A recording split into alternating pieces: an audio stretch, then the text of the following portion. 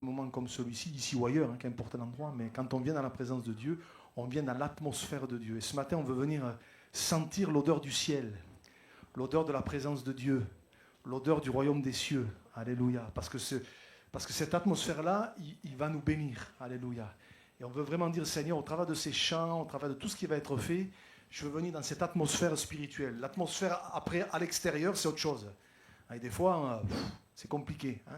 Mais quand on vient dans l'atmosphère de Dieu, alors c'est autre chose. Et ce matin, qu'on puisse dire, Seigneur, je veux venir sentir et voir combien tu es bon. Alléluia. Et me laisser toucher par toi. Amen. Seigneur, merci encore ce matin pour ta grâce. Merci de pouvoir être dans ta présence. Seigneur, merci parce que là où 2 ou 3 sont assemblés en ton nom, tu es au milieu d'eux. Seigneur, dans cette période d'été qui commence, Seigneur, et au-delà de tous ceux et toutes celles qui partent, qui reviennent, Seigneur, les congés, etc., etc., Seigneur, merci parce que toi, tu ne faillis jamais. Toi, tu es toujours présent. Tu ne sommeilles ni ne dors, nous dit ta parole. Et Seigneur, nous te disons merci parce que tu nous acceptes dans ta présence. Et nous voulons ce matin venir sentir et voir combien tu es bon, Seigneur. À toi soit la gloire. Merci pour pouvoir venir ce libre accès dans ta présence à cause du sang précieux que tu as versé. Alors, Seigneur, je te bénis encore ce matin. Tu bénis les enfants, tu bénis les petits bâtisseurs. Seigneur, à toi soit la gloire. Je te confie tout. Seigneur, nos cœurs et nos vies. Et je veux te dire encore ce matin, Seigneur, aide-nous à avoir un cœur bien disposé. Renouvelle en nous un esprit bien disposé. À toi soit toute la gloire ce matin. Je te bénis dans le nom précieux de Jésus. Amen. Amen. Amen. Amen. Ce matin, au travers des chants, on va parler et entendre parler de l'amour de Dieu. L'amour qu'il a pour nous et l'amour qu'on veut lui témoigner. Je ne sais pas quel est votre langage de l'amour, mais le Seigneur, lui, le connaît. Il vous connaît par cœur et il saura vous apporter tout ce dont vous avez besoin. Et il va aussi venir nous apprendre à mieux l'aimer ce matin. Et ça, c'est vraiment le désir de mon cœur, qu'on puisse mieux l'aimer, mieux lui apporter notre louange. Le premier chant, c'est « Offrons au Seigneur reconnaissance ». Qu'on puisse se lever tous ensemble et lui apporter notre reconnaissance ensemble d'un même cœur. Offrons au Seigneur reconnaissance, son amour dure à jamais, car il est bon, il est au-dessus de tout, son amour dure à jamais. Chantons, chantons d'une main puissante et d'un bras tendu, son amour dure à jamais. Il nous donne une vie nouvelle, son amour dure à jamais. Chantons, chantons, chantons-le. Chantons, chantons, à jamais Dieu est fidèle. À jamais Dieu est fidèle, à jamais Dieu est grand. À jamais Dieu est avec nous, à jamais, à jamais, à jamais. Du lever du soleil jusqu'à son coucher, son amour dure à jamais. Par la grâce de Dieu, nous persévérons, son amour dure à jamais. Chantons, chantons, chantons, chantons, chantons. À jamais Dieu est fidèle, à jamais Dieu est fidèle, à jamais Dieu est grand, à jamais Dieu est avec nous, à jamais, à jamais, à jamais Dieu est fidèle, à jamais Dieu est grand, à jamais Dieu est avec nous, à jamais. Du lever du soleil jusqu'à son coucher, on va reprendre ensemble. À jamais. Du lever du soleil jusqu'à son coucher, son amour dure à jamais. Par la grâce de Dieu, nous persévérons, son amour dure à jamais. Chantons, chantons, chantons, chantons. À jamais Dieu est fidèle, à jamais Dieu est fidèle, à jamais Dieu est grand, À jamais Dieu est avec nous. À jamais, à jamais, à jamais Dieu est fidèle. À jamais Dieu est grand. À jamais Dieu est avec nous. À jamais, à jamais, à jamais.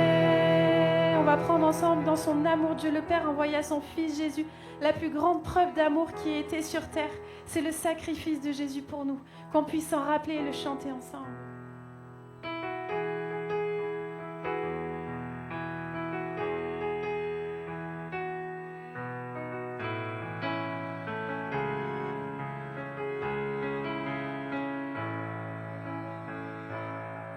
Dans son amour, Dieu le Père envoya son Fils Jésus pour accorder la lumière à tous ceux qui sont perdus. Il est descendu sur la terre, mais les hommes l'ont rejeté. Ils l'ont cloué au calvaire, mais Christ est ressuscité. Christ est roi,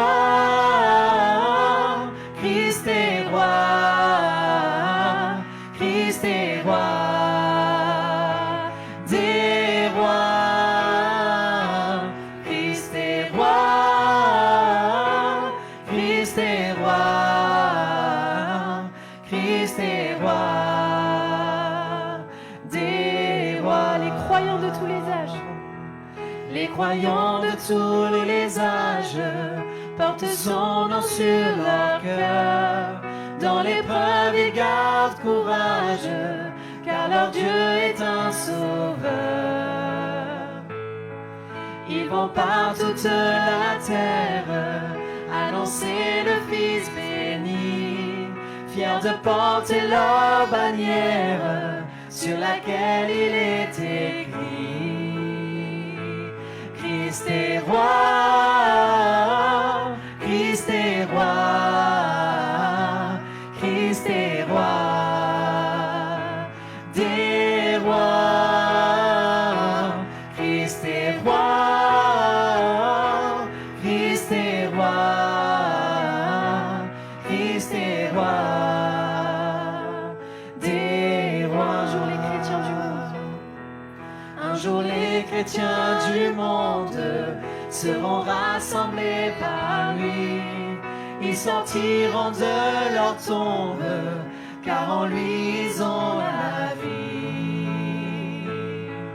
Ils formeront un royaume, la terre sera leur pays. Leur hymne sera un psaume à la gloire du Messie. Christ est roi. Christ est roi, Christ est roi, Christ est roi, des rois. Christ est roi, Christ est roi, Christ est roi, des rois. On va reprendre un jour les chrétiens du monde. Je ne sais pas si vous comprenez, mais pour moi ces paroles ont vraiment du sens, parce que je me dis, Seigneur, tu as peut-être pris quelqu'un, mais en fait je sais que je le retrouverai là-haut, parce que on va être tous ensemble réunis dans son ciel de gloire. Et ça, c'est l'espérance magnifique que le Seigneur nous offre, que vous puissiez le croire ce matin de tout votre cœur. Il a tout donné pour nous, et grâce à ça, on pourra être réunis là-haut, on pourra le louer tous ensemble là-haut, qu'on puisse déjà commencer à le louer ensemble ici-bas. Merci. Un jour les chrétiens du monde seront rassemblés par lui.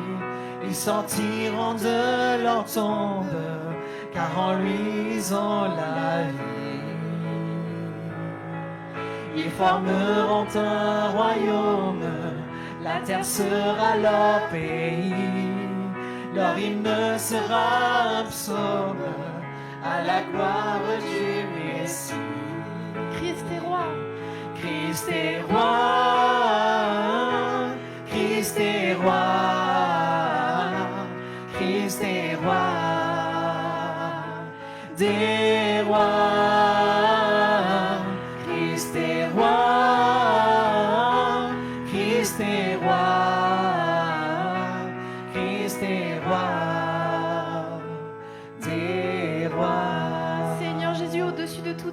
situation, tu es roi, tu restes le même, tu règnes en majesté, Seigneur Jésus. Quelles que soient mes difficultés, Seigneur Jésus, quels que soient mes problèmes et le fait que j'ai du mal à avancer, toi tu es là, tu m'aides, tu m'accompagnes, tu connais toutes choses. Tu es le maître du temps, tu es le maître de l'univers, que tu puisses être loué ce matin. Qu'on puisse chanter, je veux être en ta présence, pour te connaître et pour mieux t'aimer. Qu'on puisse mieux l'aimer ce matin. Amen.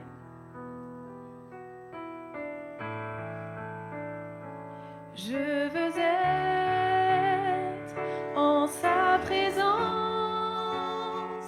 pour le connaître,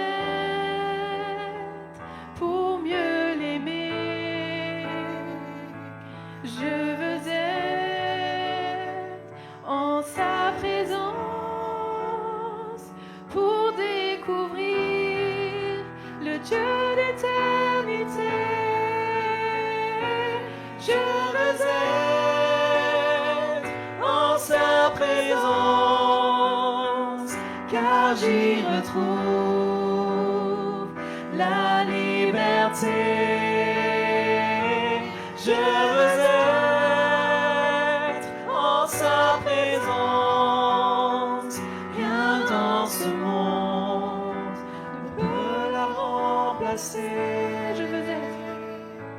Je veux être en sa présence pour le connaître, pour mieux l'aimer. Je veux être en sa présence pour découvrir le Dieu d'éternité. Je veux être en sa présence, car j'y retrouve la liberté. Je veux être en sa présence, rien dans ce monde ne peut la remplacer. Je veux être en ta présence, car j'y retrouve la liberté. Je veux être en sa présence, car j'y retrouve la liberté. Je veux être en sa présence, rien dans ce monde ne peut la remplacer. Si 2 ou 3 veulent élever la voix pour glorifier le roi des rois ce matin, et après on prendra un dernier chant avant la prédication.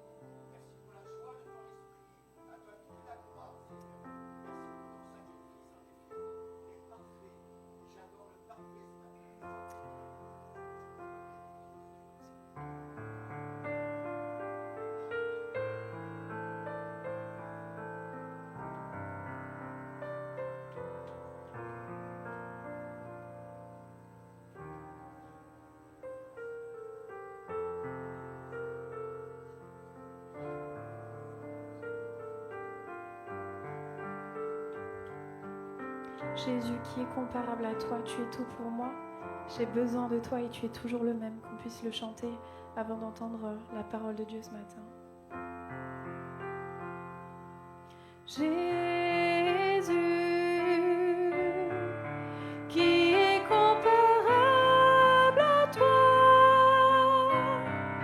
Jésus, tu es tout pour moi. Jésus, j'ai besoin de toi. Jésus, tu es toujours le même. Jésus, je t'aime. Encore une fois. Jésus, qui est comparable à toi. Jésus, tu es tout pour moi. Jésus, j'ai besoin de toi. Jésus, tu es toujours le même. Jésus, je t'aime.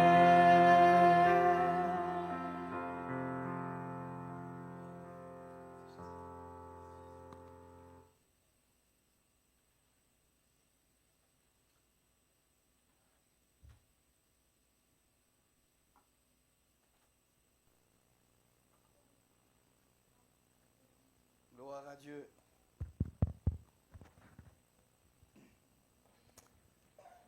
Merci Seigneur.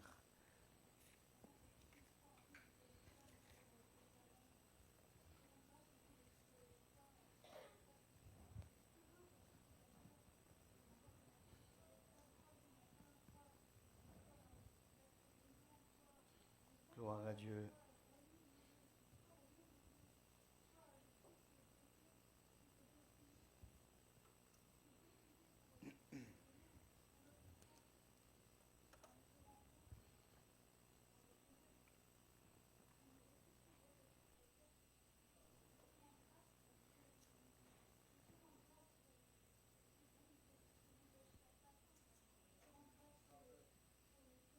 Gloire à Dieu.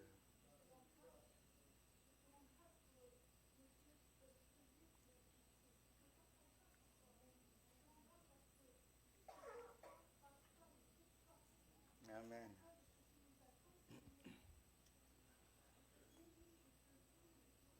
Korabasai katakas. Gloire à Dieu.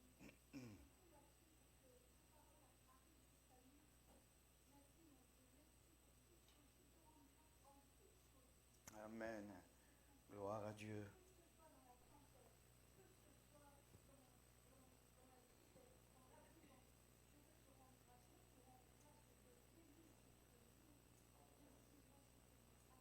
Amen.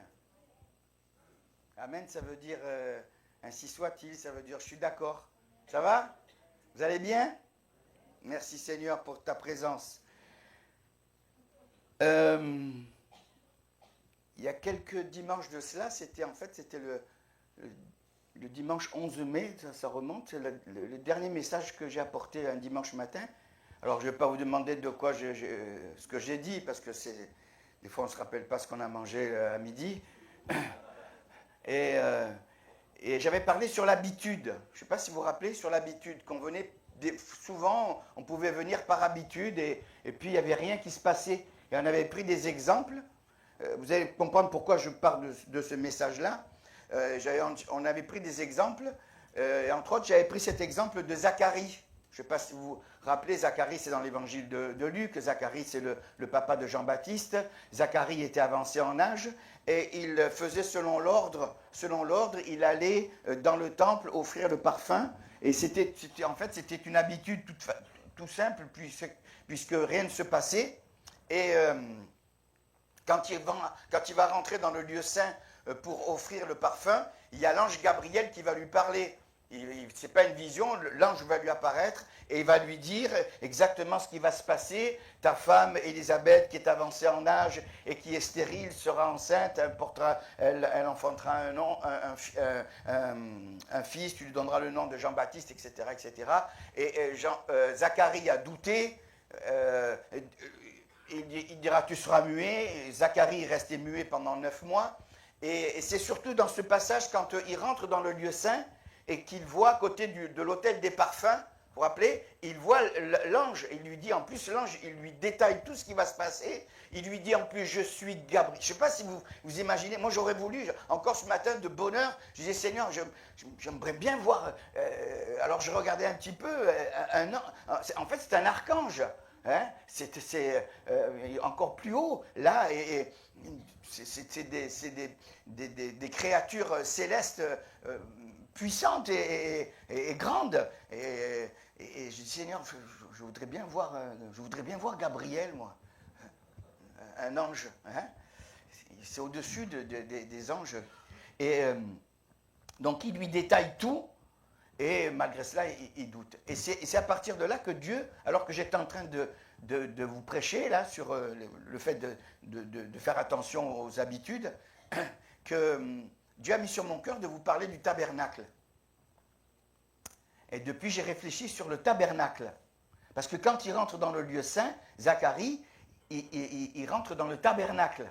Alors, on va voir les étapes du tabernacle. On va s'arrêter. Et j'ai trouvé que c'était passionnant. Je me suis replongé dans l'étude du tabernacle. Et je trouvais que c'était passionnant. Je voudrais le partager avec vous. Alors, il y a un parallèle. Tout le tabernacle nous parle à la fois de Jésus. Le tabernacle nous parle de Jésus et de la marche chrétienne. Ce n'est pas compliqué. À chaque fois qu'il est question d'un passage, d'un élément du tabernacle, il est question de la personne de Jésus et de notre communion avec le Seigneur. Parce que c'est important d'avoir la communion avec le Seigneur. Hein? Amen. La communion avec le Seigneur. Hein, que Dieu nous aide à avoir cette communion avec Dieu. Alors, on va s'arrêter sur le tabernacle. Déjà, le mot tabernacle, ça signifie tente, c'est une tente. Et dans Exode chapitre 25, versets 8 et 9, Dieu a décidé de vivre au milieu de son peuple. Ils me feront un sanctuaire et j'habiterai au milieu d'eux. Vous ferez le tabernacle et tous ses ustensiles d'après le modèle que je vais te montrer. Donc il s'adresse là à Moïse quand il est sur la montagne. Et Dieu décide, déjà rien que là, Dieu décide d'habiter au milieu de son peuple. Comme nous ce matin. On ne vient pas juste assister à un culte hein, pour calmer notre conscience, on vient parce que le Seigneur est au milieu de son peuple. Il n'a pas décidé d'habiter autre part, il a décidé d'habiter au milieu de son peuple. Il a habité sous une tente. C'est là où le souverain sacrificateur, on va le voir en conclusion tout à l'heure, venait une fois l'an pour le Yom Kippour, pour faire l'aspersion, etc., pour le pardon des péchés du peuple, etc. Mais il est au milieu de son peuple. Ça nous montre que notre Dieu n'est pas un Dieu figé. Notre Dieu n'est pas figé, il n'est pas comme les dieux de l'époque où les dieux étaient fixes et les dieux étaient comment dirais-je, étaient dans un temple, etc. Non, il a décidé d'habiter sous une tente et d'être avec son peuple au milieu de son peuple pour bénir son peuple. Amen.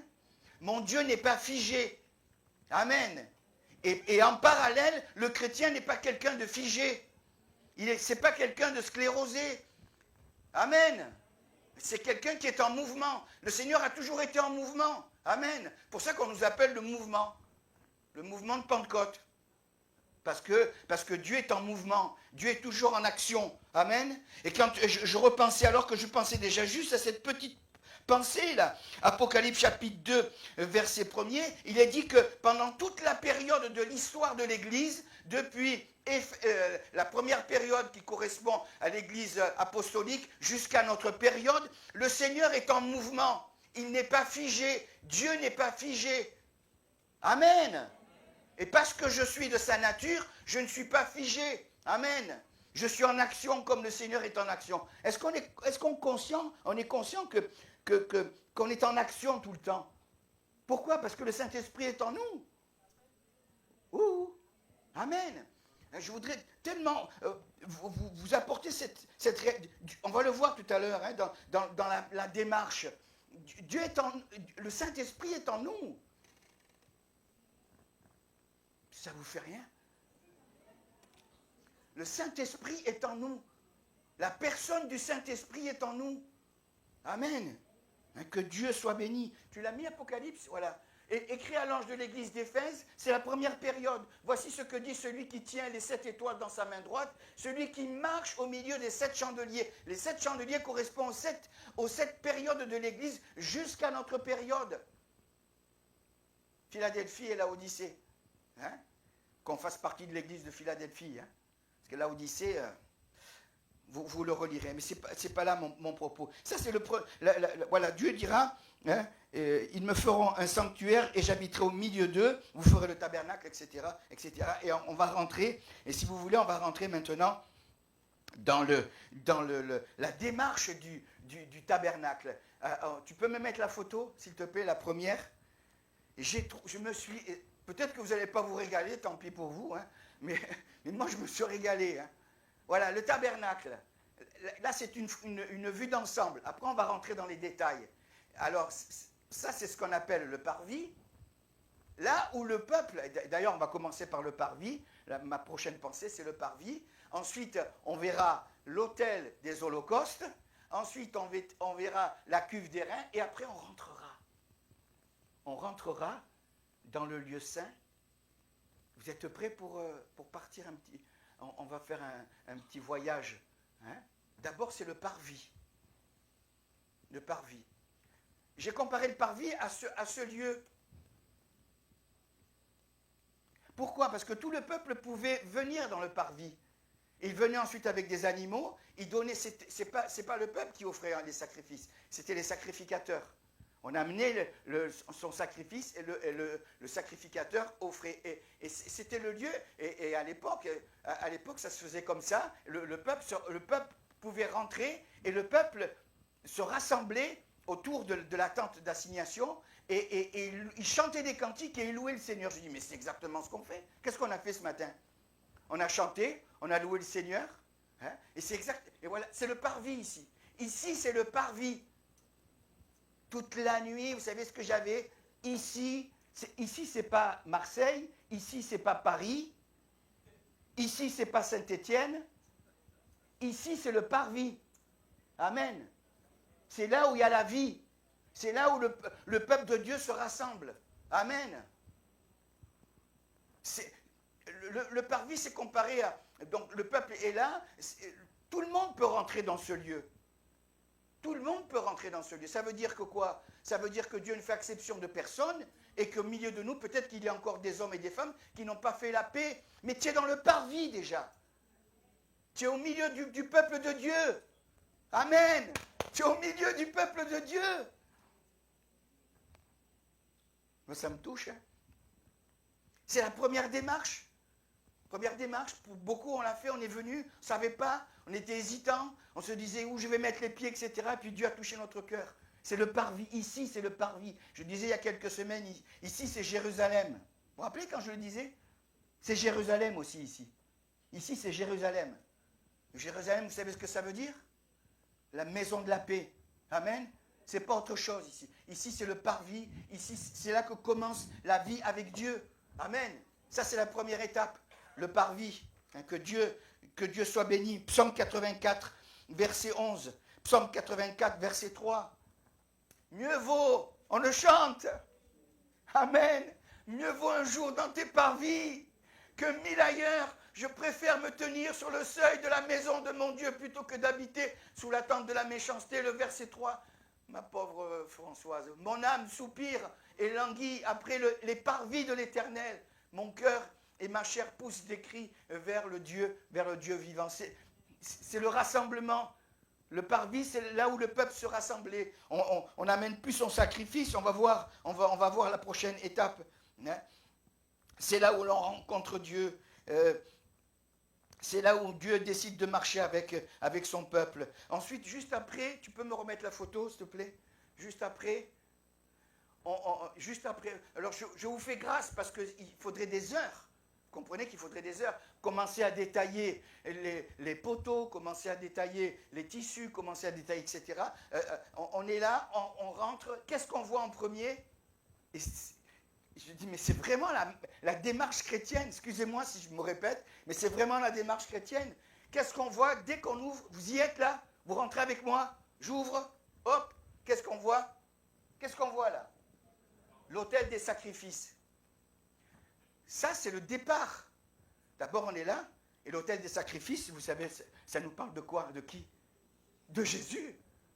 Jésus, c'est le sacrifice parfait. Amen. Et tout démarre de là. Hein. Tout démarre de là. S'il n'y a pas l'autel des sacrifices, tout le reste n'a aucune valeur.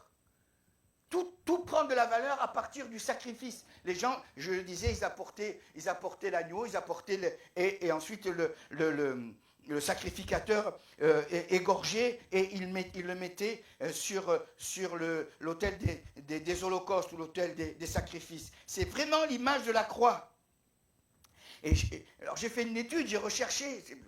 Moi, je me régale à chercher comme ça. Et un des commentaires disait que l'autel des holocaustes était très léger.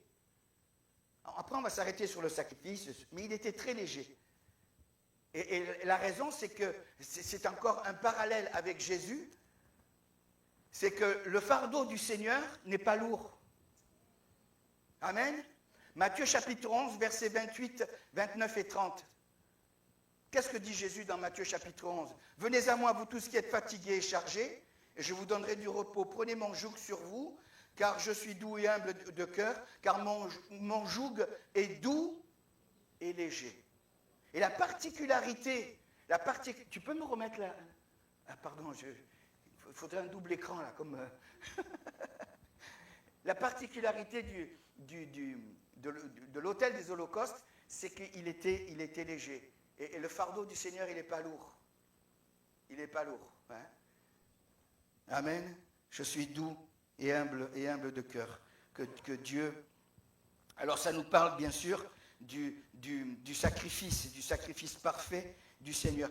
D'ailleurs, il n'y a qu'un autel. Il n'y a qu'un autel. Il n'y en a pas 36. Pourquoi? Parce qu'il n'y a qu'un sacrifice qui est valable. C'est celui de Jésus. Amen. Que Dieu soit béni et glorifié. Exode chapitre 29, versets 38 et 39. Et là, vraiment, ça nous parle de Jésus. Regardez, voici ce que tu offriras sur l'autel, 2 agneaux d'1 an, chaque jour. Le Seigneur, c'est chaque jour, hein?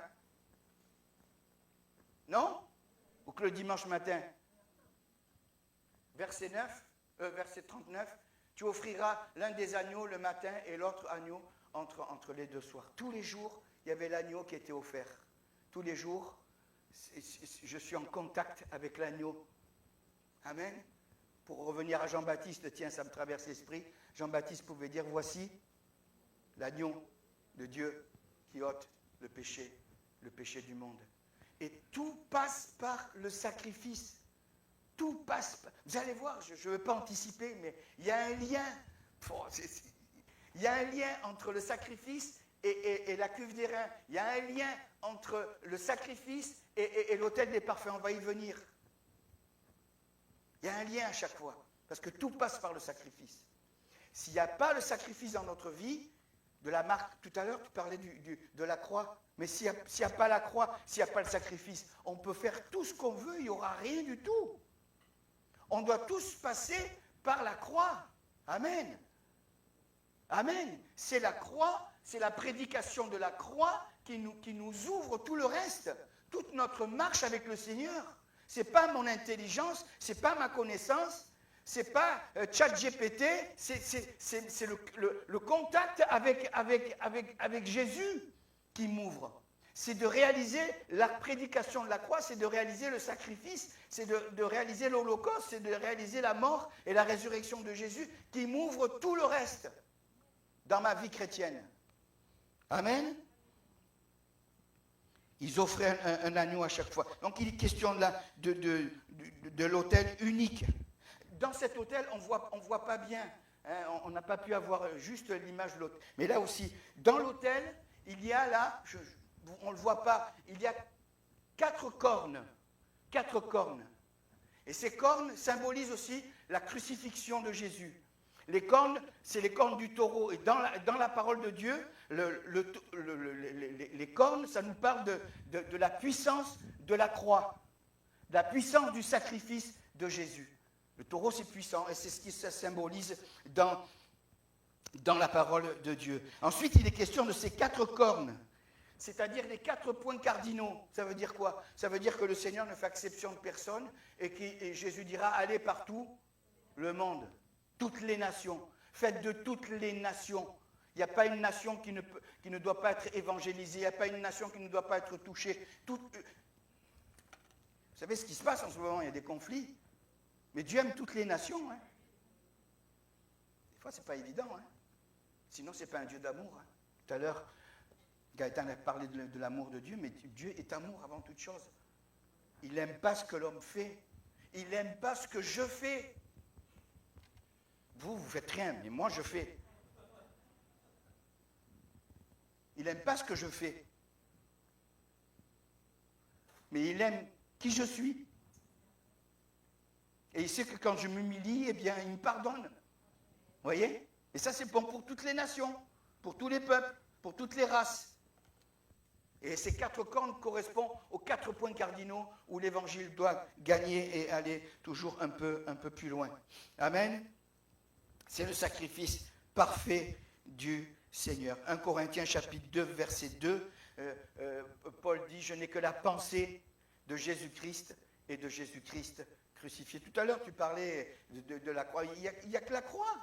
S'il n'y a pas la croix, si on enlève la croix du christianisme, il n'y a plus rien. Il n'y a plus rien. Allez, on va un peu plus loin, un peu plus vite. Juste après, il y a la cuve d'airain.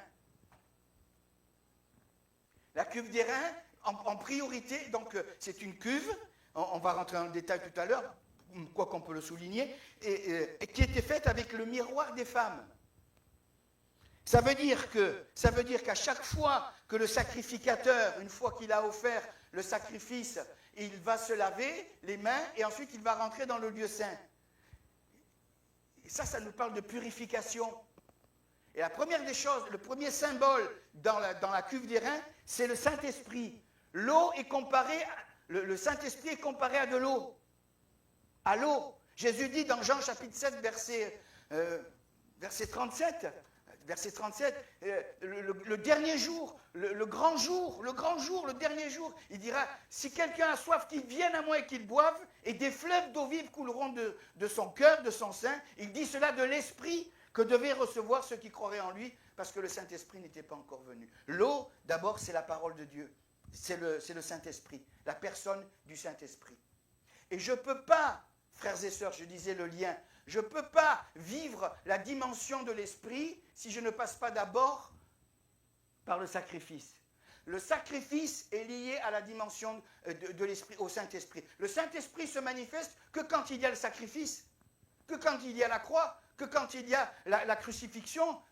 Paul disait, Galates chapitre 2, verset 20, « J'ai été crucifié avec Christ. Et si je vis, ce n'est plus moi qui vis, c'est Christ qui vit en moi. » Je ne peux pas connaître la vie de l'esprit si je ne passe pas d'abord par l'autel des holocaustes, l'autel des sacrifices, si je ne réalise pas, et si je ne mets pas ma vie sur l'autel du sacrifice. Là, oui, je serai utile dans le domaine de la vie de l'esprit. Mais s'il n'y a pas cette dimension-là, s'il n'y a pas cette étape-là, donc avant chaque intervention, Exode chapitre 30, verset 18, juste pour vous donner la cuve d'airain, ça veut dire quoi? Ça veut dire qu'avant chaque réunion dans ce lieu, c'est ça, ça veut dire, frères et sœurs.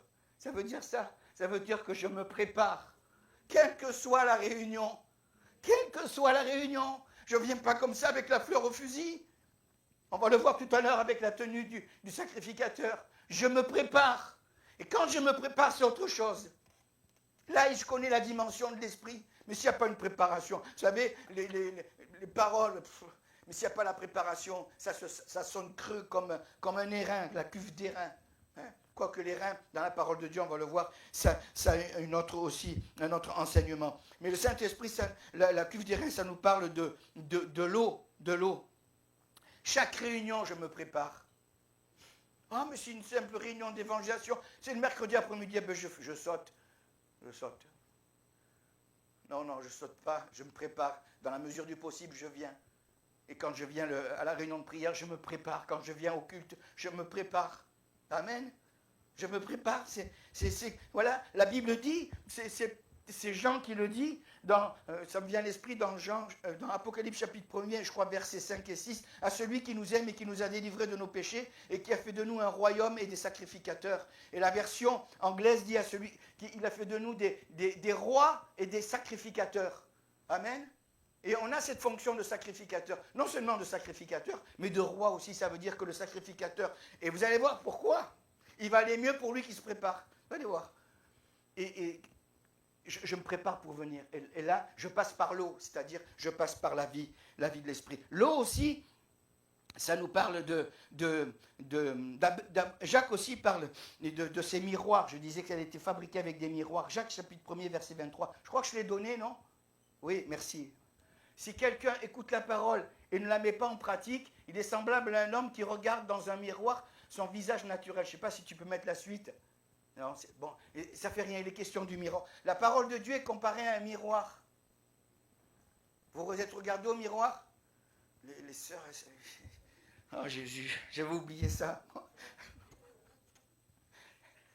Ça passe du temps dans le miroir. Nous, bon, on n'a pas trop de... Pas trop de peigne, de coups de peigne à se donner. Mais le miroir. Et la Bible, c'est la parole de Dieu est comparée à un miroir. Ne soyons pas des auditeurs oublieux. On entend la parole. Et c'est vrai qu'on entend du 1er janvier au 31 décembre. Tu as trouvé? Et après s'être regardé, il s'en va et oublie aussitôt comme il était. Non. On veut regarder dans le miroir. Le Saint-Esprit nous révèle un petit peu. Il y a cette eau, le Saint-Esprit nous révèle. Et les sacrificateurs, ils se voyaient. Il valait mieux qu'ils se voient. Parce qu'après, il fallait rentrer dans le lieu saint. Et les souverains sacrificateurs, une fois l'an, ils rentraient dans le lieu très saint. Mais on va y venir. Excusez-moi, je me répète. Et l'eau aussi est comparée donc à la parole. Éphésiens chapitre 5, versets 25 et 26. Je peux les donner, ça?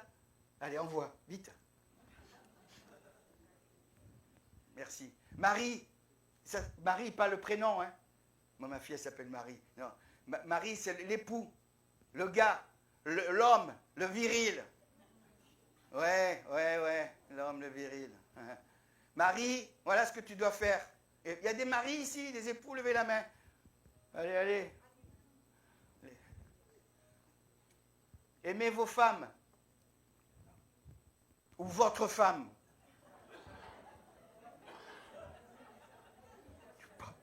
Pourquoi ils mettent vos femmes? Oui, il s'adresse au mari, oui, merci patron. Marie, aimez-vous, il s'adresse aux époux, c'est un pluriel. Marie, aimez vos femmes comme Christ a aimé l'Église et s'est livré lui-même pour elle. Voilà ce qu'on doit faire, les frères. On n'a pas fini, passer la serpillière, passer l'aspirateur, vider comment on appelle ça là, le lave-vaisselle, faire la lessive, le lave-linge, afin de la sanctifier par la parole, après l'avoir purifiée normalement c'est l'eau du baptême. C'est l'eau, la purifier par l'eau de la parole. Et là c'est une autre version. Et là ils mettent par le baptême d'eau, par l'eau de la parole. Lavé par l'eau de la parole. La parole de Dieu est comparée à de l'eau. Et c'est vrai, hein? Elle nous lave. Hein? Alors les frères, vous allez laver vos femmes tous les jours, hein? Avec la parole. Mais oui, laver par l'eau de la parole. Mais oui. Ça veut dire quoi, ça, laver sa femme par l'eau de la parole? Juste une parenthèse, hein? Ça veut dire tout simplement ouvrir dans le couple qui appartient au Seigneur, ouvrir la parole, partager un texte de la parole et prier avec son épouse et son époux. Amen, les frères. Voilà ce qu'on doit faire. Amen. Quand le couple appartient au Seigneur. Ce n'est pas Marc qui le dit, ni Cyril, c'est écrit. Voilà, il faut la laver. Voilà, tu la laves. Amen. Eh oui, allez, je ferme la parenthèse. On va un peu plus loin. On change d'endroit. Tu peux me remettre, s'il te plaît. Voilà, en face, il y a le lieu d'habitation. La Bible dit que nous sommes le temple du Saint-Esprit. 1 Corinthiens chapitre 6, verset 19. Ne savez-vous pas que vous êtes le temple du Saint-Esprit? En face, donc, tu peux me mettre la photo, s'il te plaît? Et là, on arrive dans le lieu saint. Je vous fais grâce de la tenture, je vous fais grâce du voile, etc. Vous y êtes? L'autre photo, s'il te plaît. Ma sœur. Voilà. Voilà, le sacrificateur, après s'être lavé les mains, se préparer, il rentre là. Là, c'est plus pareil. C'est plus pareil. En face, il y a l'hôtel des parfums. Je disais qu'il y avait un lien. Vous le voyez, l'hôtel des parfums? Je ne sais pas si on le voit bien. À gauche, le chandelier. Voilà, l'hôtel des parfums, il est là. Et après, il y a le voile et il y a le lieu très saint avec l'arche. Merci, avec le propitiatoire. Donc, la première des choses qu'on voit quand on ouvre, c'est l'hôtel des parfums. Et ça aussi, je ne savais pas, comme quoi qu'il faut relire et étudier un petit peu. C'est que l'hôtel des parfums, le parfum, dans la parole de Dieu, c'est la prière. L'hôtel des parfums, c'est la prière. Le parfum, c'est la prière. Dans la Bible, que ce soit Ancien ou Nouveau Testament, c'est la prière. C'est toutes nos prières qui montent. Amen. Qui sont reçues dans les coupes, nous dit le livre de l'Apocalypse. Amen. Et on ne prie pas en vain, même si des fois, quand on est dans une semaine de prière, on prie pour les malades, et tous les matins on les amène au trône de la grâce, et on ne prie pas en vain. Amen. Le Seigneur prend ses prières, il les prend, il les écoute, il les entend. Amen. Il les aime. Il les aime. Il les aime. Et donc, alors le lien qu'il y avait avec l'autel, c'est encore lié. Comme l'autel des sacrifices est lié avec la cuve d'airain, l'autel des sacrifices est lié avec l'autel des parfums. Vous savez pourquoi? Parce qu'on prenait les braises, c'est une image magnifique, on prenait les braises de l'autel des holocaustes, là où le sang avait coulé, là où le sacrifice avait été consumé, on prenait ces braises et on les amenait dans l'autel des parfums. Et ces braises servaient à brûler le parfum. Tout est lié avec le sacrifice. Pour que ma prière soit exaucée, elle passe par le sacrifice. La prière qui est valable aux yeux de Dieu, c'est celle qui passe par le sacrifice. C'est celle qui énumère, c'est celle qui rappelle le sacrifice de Jésus. Celle-là, elle est exaucée. Et il faisait brûler comme ça le parfum avec ces braises-là. Donc je disais que le parfum, c'est la prière. Hein? Amen. Que Dieu fasse de nous des hommes et des femmes de prière. De prière. Je ne vais pas trop m'étendre. Après, on va juste en rentrant à droite. En rentrant à droite, c'est l'autel, c'est les pains de proposition. Alors là, on sait de suite qui c'est le pain. Et là, il y a des particularités aussi, une richesse. Le pain des propositions, il y avait 12 pains de propositions. Ça nous parlait des 12 tribus. Ça veut dire que Dieu n'oublie personne. Amen. Le Seigneur n'oublie personne. La particularité, je vais aller un peu plus vite, la particularité de ces pains, c'est qu'ils avaient le même diamètre et ils pesaient le même poids. Il ne fait exception de personne. Il nous aime tous du même amour. Amen.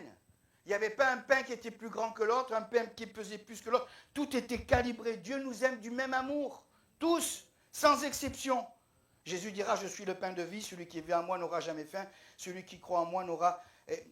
Alors, 12, c'est le chiffre, c'est le double de 6. Et le 6, c'est le chiffre de l'homme. Et tous les 7 jours, on changeait le pain. 7 jours, vous savez, c'est la perfection. Ça nous parle du pain. On aurait pu parler encore de ces pains de proposition quand Jésus dit, je suis le pain de vie. que Dieu soit béni pour ce pain. Amen. Celui qui mange ma chair et qui boit mon sang a la vie éternelle, dira Jésus. Allez, on va un peu plus loin. Le chandelier, là aussi, il y a quelque chose de formidable. Le chandelier. Le chandelier est à gauche quand on rentre. Parce qu'à un moment donné, j'étais un peu confus. Je regardais un commentaire, il disait à droite, l'autre il disait à gauche. En fait, c'est à gauche qu'il est, le chandelier, quand on rentre dans le lieu saint. Et le chandelier, ça nous parle de qui? De Jésus. Jésus dira, je suis, dans Jean chapitre 8, verset 12, je suis la lumière du monde. Et qu'est-ce qu'il dira dans Matthieu chapitre 5, verset 14? C'est lié, on est lié au Seigneur. Hein? Amen. Il dira, vous êtes la lumière du monde. Et la lumière, on ne la met pas sous la table, on la met sur la table pour qu'elle éclaire toute la maison. Que Dieu soit béni. Amen. La particularité de ce chandelier, ça aussi je ne savais pas, c'est qu'il y a une branche centrale et 6 branches sur les côtés, ce qui fait un chandelier à 7 branches. Et la branche centrale, c'est qui? C'est le Seigneur. La branche centrale, à partir de la branche centrale, les autres branches, elles partent. Et cette branche centrale, c'est Jésus. Jésus, c'est le centre. Amen. C'est le centre de tout. Gloire à Dieu, c'est le centre de tout. Il doit être le centre de ta vie. Amen. Je disais tout à l'heure dans Apocalypse chapitre 2 et chapitre 3, il marche dans tout, il est au centre de tout. Dans toutes les comment dirais-je, les périodes de l'histoire, c'est Jésus qui est au centre. Amen. D'ailleurs, on le chante, Jésus soit le centre. Hein. Et l'ornement du centre, c'est des sculptures en amandier. Je ne savais pas ça, l'amandier. Et vous savez, l'amandier dans la parole de Dieu, c'est le premier arbre qui fleurit. Je ne sais pas si vous avez vu ça, même chez nous. En janvier, déjà, les amandiers fleurissent. On est d'accord? Hein? Donc, il est question de résurrection, il est question de nouvelles saisons. Hein? Il symbolise, en hébreu, il symbolise la vigilance. La racine hébraïque, c'est que Dieu veille. Il est au centre. Amen. Il peut y avoir tous ces événements, et on sait tout ce qui s'est passé encore cette nuit, mais Dieu veille. Il veille sur sa parole pour l'accomplir. Amen. Il veille sur son peuple. Il veille sur ses enfants. Amen. Hein, que Dieu soit béni. On va maintenant dans le lieu très saint. Aïe, aïe, aïe. Alors, dans le lieu très saint, là, j'y vois vraiment une attitude qu'on doit avoir, frères et sœurs. Tout à l'heure, je parlais de se laver, etc., avant de rentrer dans le lieu saint. Mais le lieu très saint, c'est encore pire. Il rentrait une fois par an pour le grand pardon. Et il avait tout un rituel à faire.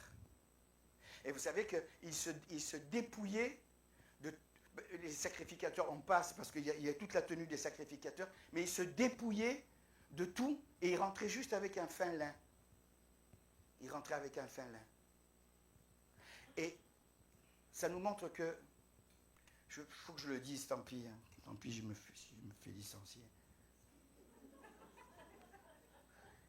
Ça veut dire quoi? Ça veut dire que quand on vient dans la maison de Dieu, on est devant, frères et sœurs, on est devant Dieu là. On est devant Dieu. C'est pas peace and love, c'est pas tout le monde dit. Non, non, on est devant Dieu. Et je pensais, je me dis, Seigneur, vous allez me dire, ouais, mais c'est l'extérieur, le Seigneur regarde au cœur, etc. Mais je crois qu'on doit avoir une tenue correcte. Voilà. Je ne demande pas d'être avec le tchador et tout ce que vous voulez, mais on doit avoir une tenue. Et lui, et bien sûr, le fait de se dépouiller, ça nous parle de Jésus. Jésus s'est dépouillé. Vous savez comment il était vêtu, Jésus, quand il était sur la croix? Hein? Après, ils l'ont recouvert de ce manteau pourpre. Mais ça nous montre qu'on doit avoir une tenue devant le Seigneur. On est devant. Si ça avait été, je ne sais pas moi, un élu, on serait tous mis sur le 31. Et là, pour Jésus, ouais, je vais au culte, c'est bon. Je vais comme je suis. Et puis, non. Je crois qu'il faut avoir une tenue aussi. Pour le Seigneur. Pour le Seigneur, pas pour les autres, mais pour le Seigneur. Amen. Pour honorer le Seigneur, pour le célébrer. Et là, donc, la particularité, bien sûr, c'est l'arche. Elle était très petite. Elle faisait 1,25 m de long, 75 de large et 75 de haut. Et ça symbolise notre cœur. Dieu habite dans notre cœur. Seulement, c'est le lieu très saint. Et l'état de notre cœur doit être très pur et très saint. Amen. Ça, c'est l'arche. C'est là où il demeure. Amen. Hein, que Dieu soit béni. Il est écrit ceci dans Colossiens 1,16, je l'ai mis sur mes notes. Tout a été créé par lui, et pour le Seigneur. C'est l'alliance. Dieu a fait alliance avec le peuple juif. Il a fait alliance avec nous au travers de Jésus. À l'intérieur, il y a les 10 commandements. La table des 10 commandements. La deuxième table, Psaume 40, verset 9, il est dit ceci. Je veux faire ta volonté, mon Dieu, et ta loi est au fond de mon cœur. Ensuite, il y a la manne, c'est encore le pain de vie. Ensuite, il y a le bâton. Je n'avais jamais fait le rapprochement avec le bâton. Vous savez, le bâton d'Aaron qui avait fleuri. Un bâton sec qui a fleuri. Ça vous parle de quoi, ça? Moi, ça me parle de Jésus. Jésus, il était sec quand il est resté pendant 3 jours dans le tombeau. Hein? Et le 3e jour, il est ressuscité. Hein? C'est la résurrection. C'est la résurrection du Seigneur. Amen. Donc, il rentrait là, dans le lieu très saint. Et bien sûr, il y a l'arche. Et dessus, il y a le propitiatoire. Qu'est-ce que c'est ce mot scientifique? Le propitiatoire, c'est tout simplement le couvercle. Il était en or pur, fait d'une seule masse. Et il y avait ces 2 chérubins. Et là, quand le sacrificateur arrivait, dépouillé, j'ai appris ça dernièrement, c'est le frère Taubois, je ne sais pas si vous avez entendu parler du frère Taubois, qui était un féru il est mort pendant le Covid, un féru d'Israël, et il disait que quand il rentrait, le souverain, écoutez bien, quand il rentrait, comme quoi que c'est sérieux, la vie chrétienne c'est quelque chose de sérieux, nous des fois, à l'emporte-pièce, on envoie à gauche, on envoie à droite, on fait n'importe quoi, mais il rentrait, et parce que, suivant le rite qu'il allait faire, s'il se manquait, il mourait. Il fallait qu'il soit impeccable. Et lui, il aspergeait de sang, on va chanter le sang, hein, il aspergeait de sang tout le propitiatoire. Les chérubins étaient aspergés de sang, le couvercle était aspergé de sang. Et c'est là que Dieu se manifestait, c'est là que Dieu donnait son accord. Et les historiens racontent qu'ils attachaient, écoutez bien, ils attachaient, c'est le sérieux ça, c'est le sérieux. Ils attachaient le souverain sacrificateur, moi ça me touche, ils l'attachaient parce que si le gars il se manquait, il mourait, et il fallait qu'il le tire. Ils ne rentraient pas dans le lieu très saint, ni dans le lieu saint, ils le tiraient de dehors s'il mourait. D'où l'importance d'être sérieux avec les choses de Dieu. Le divin souverain sacrificateur, c'est Jésus. Souverain, nous on n'est que des sacrificateurs. Mais quand même. Et le gars, il ne fallait pas qu'il se manque. Hein. Il ne fallait pas qu'il se manque. Je me dis, heureusement qu'on n'est plus sous la loi, parce qu'alors les églises ne seraient pas trop nombreuses. Hein. Avec tous les manquements qu'on a, quoi que j'ai.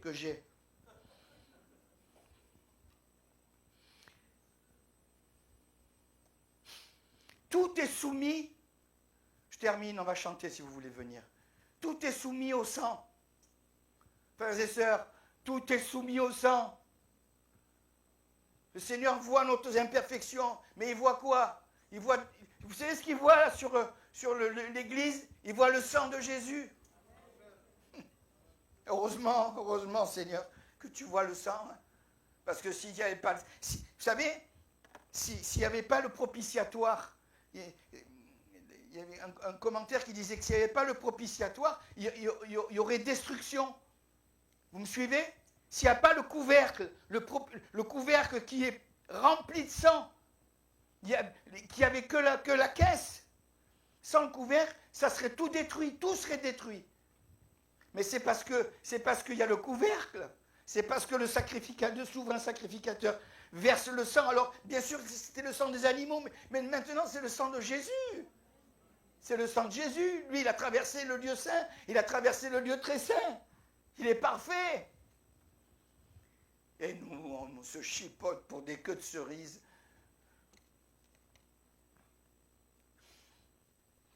Viens nous laver par ton sang, Seigneur. Viens nous laver par ton sang. Amen. Tout est basé sur le sang de Jésus qui nous purifie, qui nous lave, qui n'a de cesse de nous laver. On va chanter, enfin, je ne sais pas si je vais arriver. Vas-y, on va chanter. On va se lever, vous voulez qu'on le chante? Tu viens, Marie? C'est ton sang qui purifie. Amen. C'est pas autre chose. C'est pas mes bonnes œuvres, mes capacités, mon vocabulaire. C'est ton sang.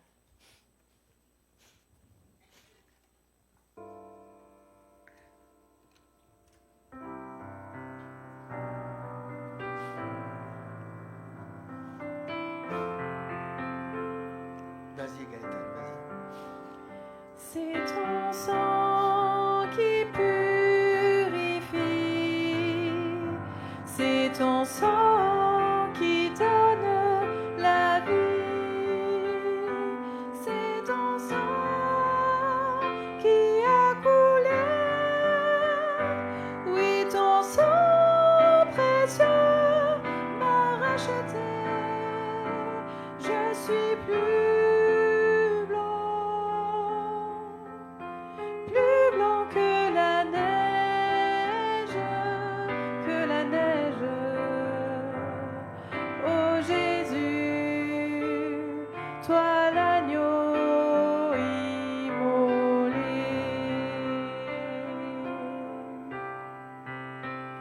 C'est ton sang qui purifie, c'est ton sang qui donne la Demande aux frères de s'approcher. Les frères désignés, approchez-vous. C'est ton sang qui a coulé, oui ton sang précieux m'a racheté, je suis plus blanc que la neige, oh Jésus, toi l'agneau immolé. On reprend une dernière fois. C'est ton sang qui purifie, c'est ton sang qui donne la vie, c'est ton sang qui a coulé, oui ton sang précieux m'a acheté, je suis plus blanc que la neige, oh Jésus, toi l'agneau immolé. Amen, amen, amen. Demandez un frère de prier s'il vous plaît pour ce pain, ce vin. Merci. Alléluia Jésus. Merci Jésus. Alléluia. Oui. Amen, amen. Merci Jésus. Merci Jésus.